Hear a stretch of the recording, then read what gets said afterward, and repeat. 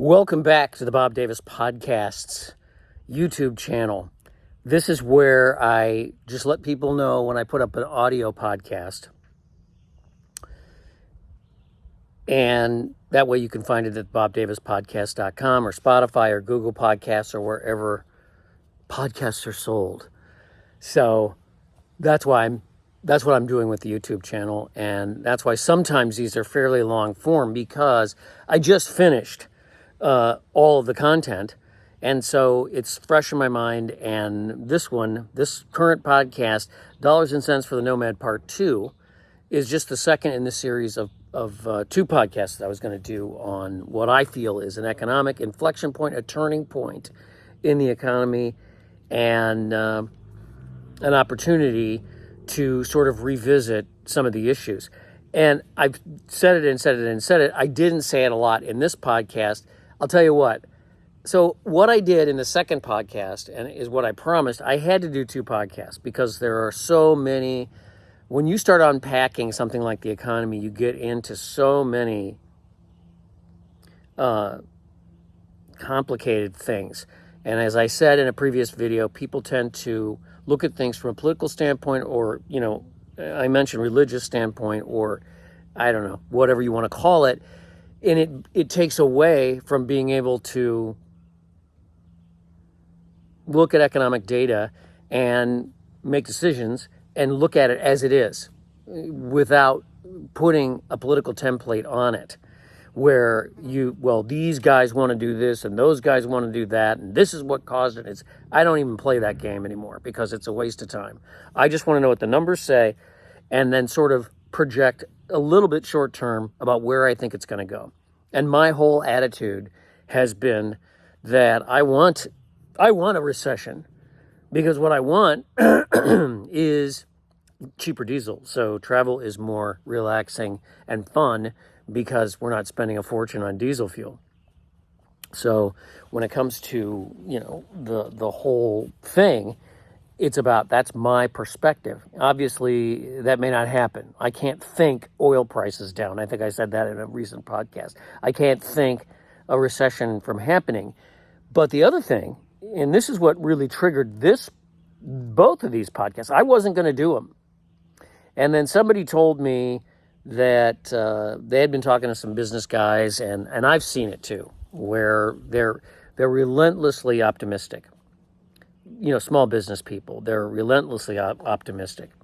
And I think you have to be, if you're a small business person, you have to be relentlessly optimistic, except it's frustrating because when you want to have a conversation about the economy, that's another template that people put on an objective conversation about numbers like consumer price indexes, producer price indexes, housing starts, mortgage applications, all that stuff.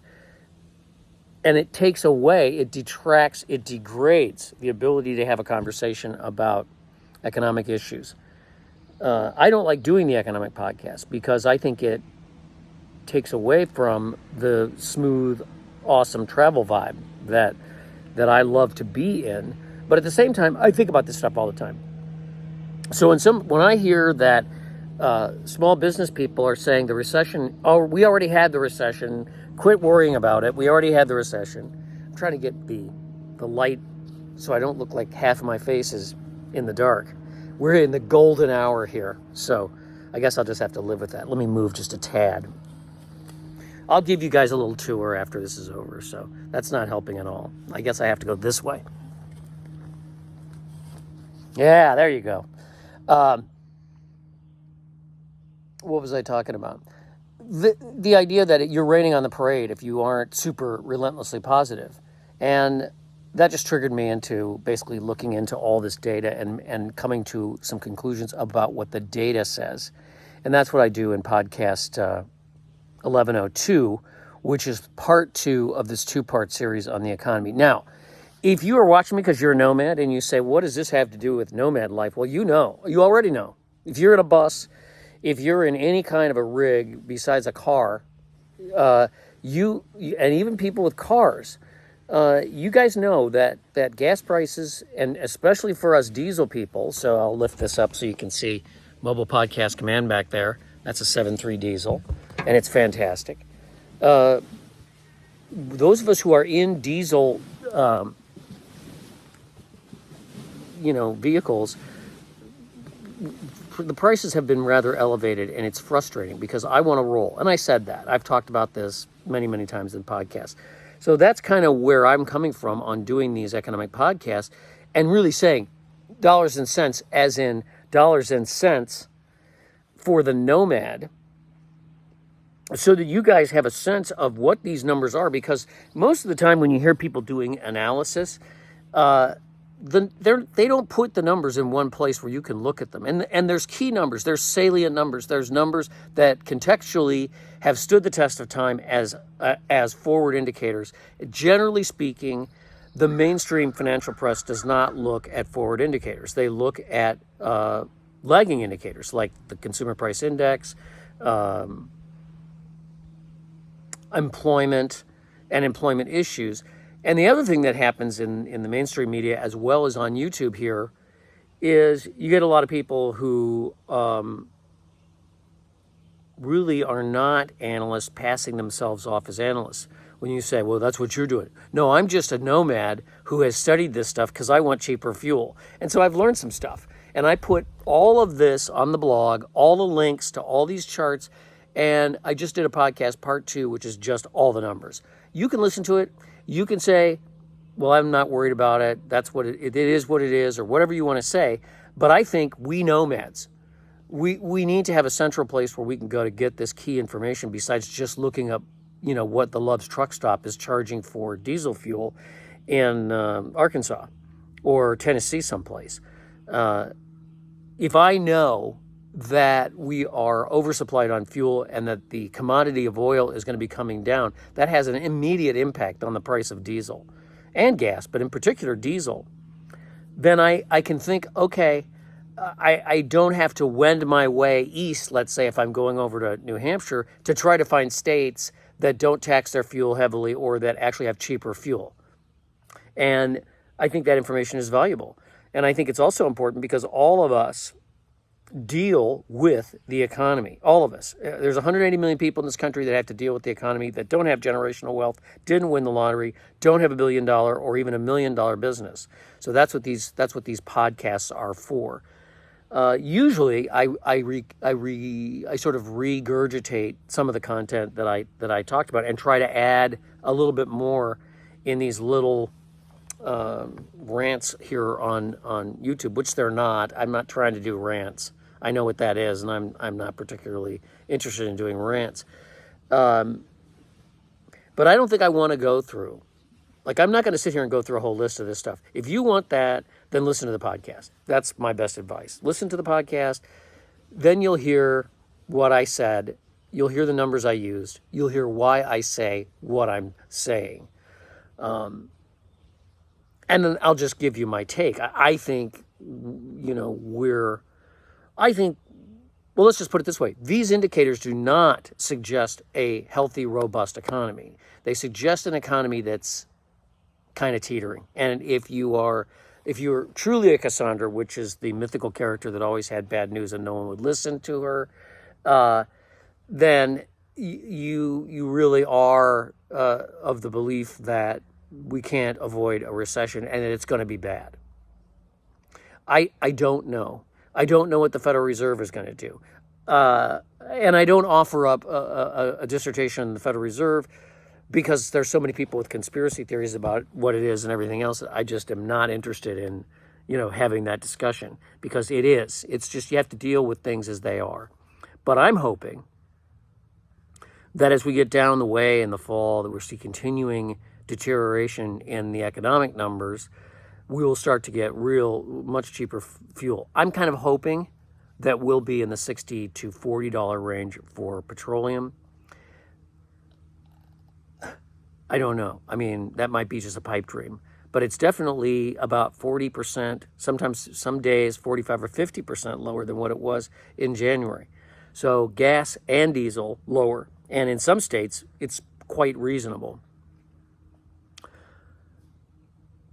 My travel plans then, in a way, kind of depend on what the reality is with the fuel prices, because I have to go to Manchester, New Hampshire and Portsmouth for a wedding, and then I have to come back down. So I have to figure out how to angle up there so that and I've talked about how I do the angling up thing. I have to figure out how to angle up there to to consume the least amount of fuel, and also be in states where fuel is cheapest. And then I have to figure out how to angle back. So it isn't just where you want to go. It's kind of a rally race to find the cheapest fuel. And this is true, especially if you're driving a Class C that's got a V10 in it, if you're driving, or a 7.3 diesel, if you're driving a Class A with a V10, or some kind of diesel like a Cummins. You have a 35-foot, Brave or something, or a 30-foot Brave with a Cummins in it, the little Cummins, you're looking at 7 to 8, 10 miles to the gallon. If you're driving something like a bus, with one of those Navistar engines, or whatever they put in the Chevys, I don't even know. Or if you're lucky enough, you can get one of those Legend International diesels in your bus. That mileage is a huge issue. My friend Mike, shout out to Mike. He's actually in Quartzsite, and he's working on his build, and he's not traveling because he gets 5 to 7 miles to the gallon, and it's just really expensive. So if he wants to go down to Mitri Lake or something, or Kofa for a couple of days, he could probably do that, but it's better off that he just sits where he is and work on his build, and then he can come back and revisit, do I put a bigger engine in this thing, or a newer engine in this thing, or change the transmission, or what do I do to get better gas mileage? This is what we do. We are constantly angling for the best gas mileage, especially when fuel is expensive. And going back to the early part of this year, most of us were pretty pissed off. And most of us were, I wouldn't say, no nomad that I know is unhappy. Nobody's unhappy. My friend Mike, he's not unhappy. Robert always says we are not savages. We're living life. We're eating. We're making cinnamon rolls in the Dutch oven. We're eating steak and stew, and giving each other a hard time and having a good time, because that's the life. You just have such a good time with people, and you meet new people. Sometimes you don't like them. Sometimes they don't like you. I know the guy with the generator didn't like me. This guy had his generator running 24 hours a day. It was just driving us all nuts. So that's what we do. But we also, all of us, every nomad I know, we like to run. We like to go up to Colorado, and we like to go to the Great Sand Dunes National Park, or New Mexico, and go to White Sands. We like to go to the national forests up, west of whatever that town in Colorado is, Pueblo, or Fort Collins. There's a highway that goes up into the mountains from Fort Collins to the west. It's great campgrounds up there. Or Utah. We like to go to those places. And when you're just watching your gas tank the whole time, it's a drag.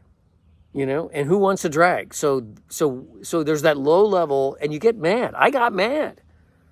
And I'm like, I want a recession. I don't care. What do we have to do? And I think we're getting there, because I think, well, I can tell you that I'll tell you in this podcast, without going on too long, that the money supply is the key thing to look at. M2, M1, and then there's another measurement of the money supply, which is basically digital money, not crypto, but the digital transfers that people use for big equipment, houses, big purchases, things like that. All three of them are on a track to contract. And the most significant thing is that the M2, which is generally a pretty good measurement of money that can be readily converted into cash, is contracting at 5%, and the M1, which is the rest of it, is contracting at 9%. In fact, the M1 is so scary that about a year and a half, maybe 2 years ago, when all this started, the Federal Reserve stopped posting numbers on the M1. So we haven't seen these kinds of contraction in money supply since 1929. I'm not kidding. That's significant. The reason that we are seeing the huge contractions is this is what it looked like in the beginning of 2021, when the Federal Reserve opened the floodgates, quantitative easing, and also dumping money into the system to maintain liquidity during the pandemic. uh, that that's what caused the inflation. I mean, there's a lot of people that claim it was supply. We had a supply crunch. I don't think so. I've looked deeply into that, and we've had supply shocks many times in our economies over the years. In fact, supply shock was one of the things. In fact, supply driven inflation. There was a name for it, I can't remember, but supply driven inflation was actually a thing in the 70s. And the great economist Milton Friedman once remarked, we have supply shocks all the time in the economy. They don't cause inflation. Why? And the answer is that inflation always is everywhere a monetary phenomenon. In other words, it's either injecting too much money, quote unquote, into the system, or it's literally printing too much money. You go back to Diocletian in Rome, they printed too much money. You go back to the great inflations before the Federal Reserve started playing games with quantitative easing and so forth. It always had to do with printing too many physical dollars. Latin America, too many physical dollars. In the United States, it's injecting liquidity in the form of debt with banks, and then the banks loan that money out at lower interest rates. So we've just come off a period of very close to zero, or what they call zero-bound interest rates. Banks, businesses are all configured for zero-bound interest rates, and the requirements in terms of rejiggering the number of people that you work for your company, rejiggering your supply chain stuff, rejiggering all sorts of things about your business, including your revolving credit, goes to hell when you go from 0% or 1% interest rates to 5.5% to 6% interest rates. And that's where we're going. And most of the time, people on television spend their time telling us what the Fed's going to do. They don't know what the Fed's going to do. There's even an index for what the Fed's going to do. Oh, people say there's a 70% chance of a Fed increasing interest rates. So the Fed is looking at backward indicators. They're looking at CPI, which still shows inflation at a pretty significant clip, close to 5%, if not 5%. Now, the PPI, the producer price index, doesn't show that. And other measurements that are more leading indicators of inflation do not show that. Rents are actually going down. But that's not what the Fed looks at. The Fed looks at CPI, and they also look at employment. So they don't look at hours worked.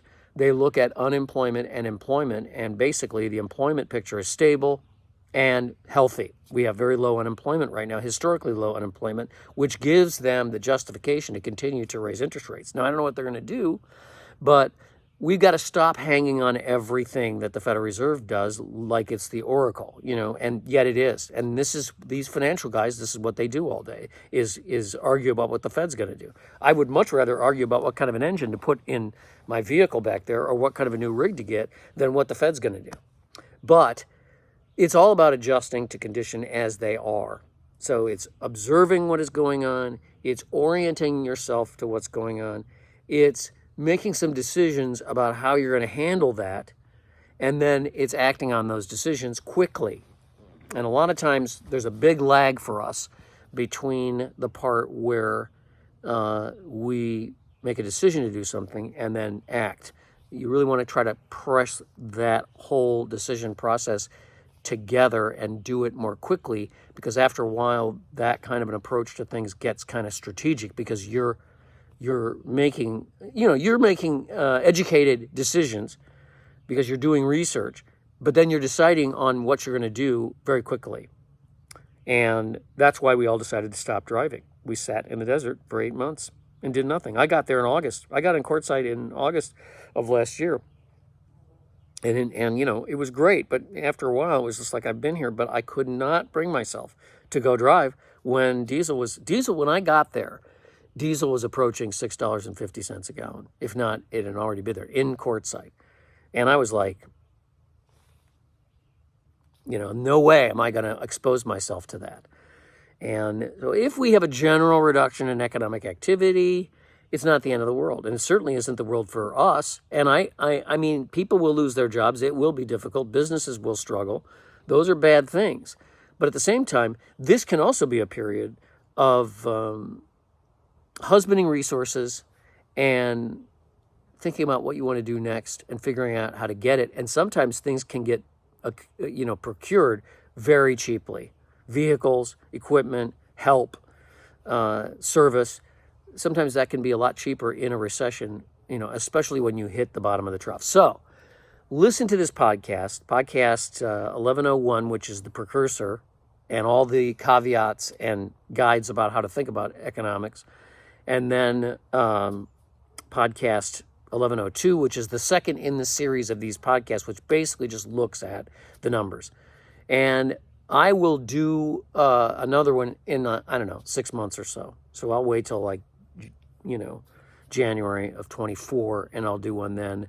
And we'll see where we're at, and we'll see what's going on with the economy, what's going on with the price of diesel.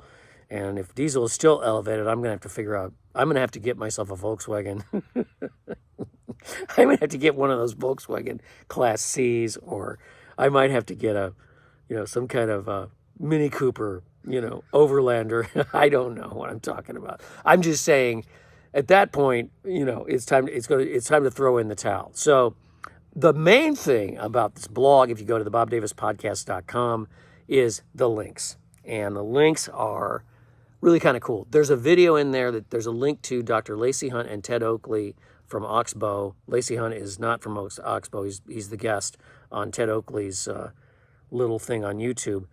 Ted's very good at doing this because he doesn't talk while the interview is going on. He asks a question, he knows what he's talking about, so he asks good question, and he doesn't keep going right, and he doesn't keep interrupting the guy. So Lacey Hunt has a lot of amazing information about economic cycles, where we are in those cycles, what it means, what all of this means, and he explains it very, in his sort of Texas way, very well. And you're free to disagree with him because he shows you the data. And if you want to go look up the data and get more, granular about it, you can. So there's a link to that. And if you ever get a chance to see a David Rosenberg YouTube video, David's pretty good too. And mainly because these guys are analysts and not selling you gold or crypto or some stock, or they're not pushing a theory like the Elliott wave theory or something like that. Nothing wrong with that. But I just want the data. I just want the facts, ma'am. That's all I want. So just give me the facts and then let me think about it. And that's what I've tried to do in this podcast 1102. And that's on the bobdavispodcast.com. It's on Spotify, Google Podcasts, yada, yada, yada. I do these videos to spike the feeds, and it's working. And I'm very happy with you guys. Thank you.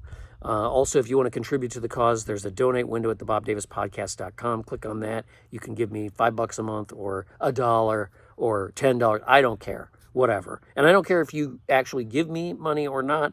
What's really useful is subscribing, both here and as well as on the website at the bobdavispodcast.com or on iTunes or wherever you get your podcast, Spotify, Podbean, I don't know.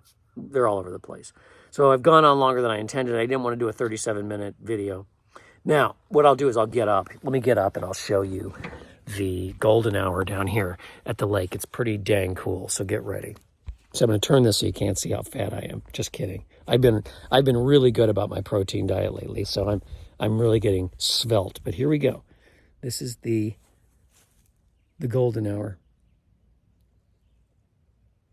It's just a special time when the lake just gets super still, and it's just, I'm sorry to be so shaky. Hopefully this thing will fix that. And look at the difference. I should have done the video here. Look at the difference in how awesome I look in the golden light versus what I look like back there, like a ghost. And then this is the campsite over here. This is just there's the truck that's going in for service tomorrow. Getting a new oil manifold, getting filters done, getting a new muffler, and hopefully nothing else. Oh yeah, I got to get a radiator flush and new fluid, and I got to get obviously an oil change. So that's the plan with this thing, and then we'll be ready to start getting things prepared. I found a carpet cleaning, device. I'm going to clean my carpets. I'm going to super wash this thing.